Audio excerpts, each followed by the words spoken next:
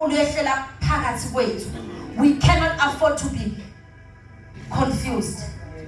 And we can't afford to be haphazard and disorderly. We speak a word, because if we do not speak the word, the Spirit of the Lord continues to be present. Kodwa umsebenzi awenzayo kusho ukuthi ukusikitaza nje. Kusho ukuthi nje ukusinikeza idrug. Usebenza operate njenge drug. But he's not here for that. The Spirit of the Lord is here recreating bazalwane. But ulinde nje ukuvula kwethu umlomo. And that's what we're going to do. That's all he's waiting. The environment is ripe. His presence in our midst. There is no need to, I don't know what it is, but you have to speak a word. Because that's the language of the Spirit. Hallelujah. Uthi u-Apostle Ma, the second thing I need to fagaza. Taking my notes from Mama's.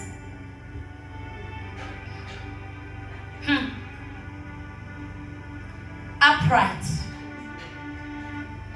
The position of being upright. Uma ubuga.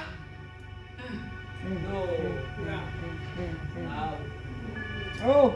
Angisazi mina bazalwane sizoyithini lento kodwa sisheshe siyenze khona sokukhuleka. Apostle Ma is saying ibabehlala ngeposition ethize. And uprightness in the Spirit speaks of alertness.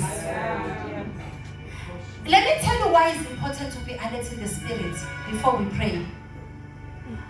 When there is a move of the Holy Spirit in our midst, it's easy to tune into the Spirit. It's also easy to be translated to a spiritual realm because of the presence. But ubungozi bokungalikhulumi nokungalithandazi izwi is that the spiritual realm is divided into two kingdoms, as we know.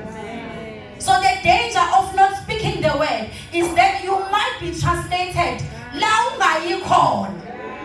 Bese umoshakala izinto sithi siyathandaza ndawonye in agreement kuphume iprofeto engafani noma esingahambisani nalento esihambayo.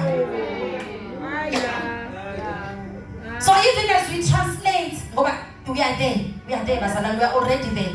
We just need to speak a word. I'm here to invite you to speak a word into whatever the Lord will lay in your heart. Speak a word. Ungalenzi phutha. Mangabe ukuthi fana uvula iBhayibheli. But do not be consumed by the presence and lose mental alertness.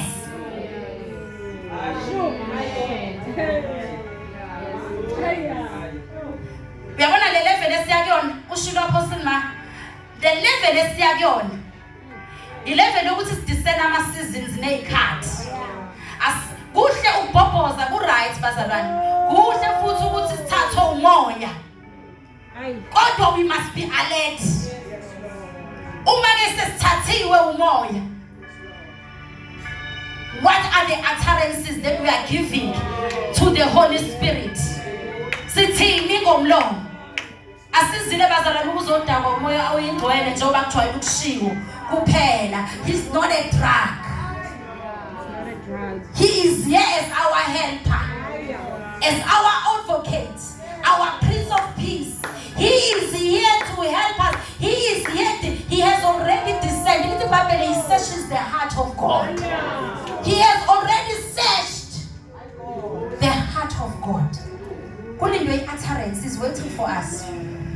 He's waiting for us to utter a word and then activate that which is in the word. Njengakuloka kwenza kuGenesis mamthanda.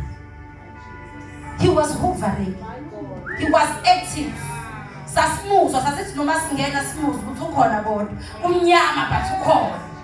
But now the question would be, what are we saying? I want you to stand on your feet so tandaz. We've been given our prayer items here, bazalwane.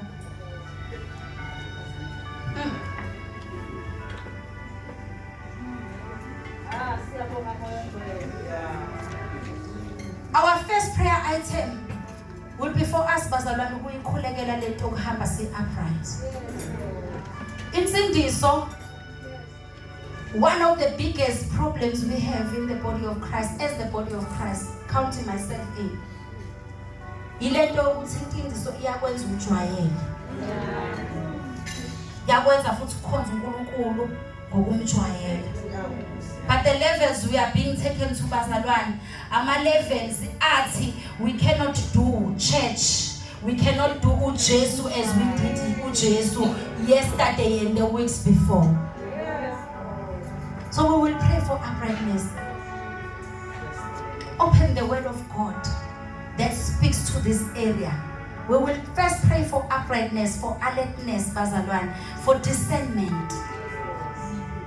Kunendawo efanele ngaba sakhuzwa kusona. Kunendawo efanele ngaba kusashiya ukuthi uyapi lapho, uyidlelani leyo nto.